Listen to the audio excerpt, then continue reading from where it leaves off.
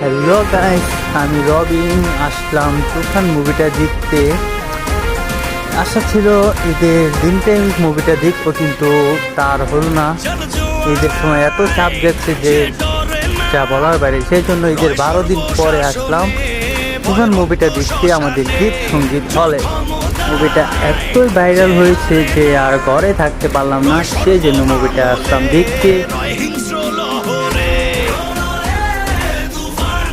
তো ঈদের 12 দিন পরও এই মুভিটা হলে এত মানুষ যে থাকবে তা তো আগে জানতাম না। মুভিটা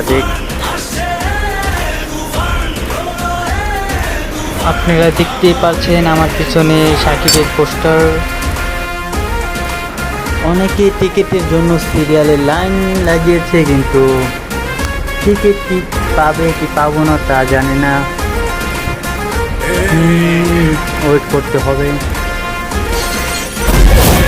অবশেষে টিকিটটা পেয়ে গেলাম, এখন হলের ভিতরে ঢুকবো।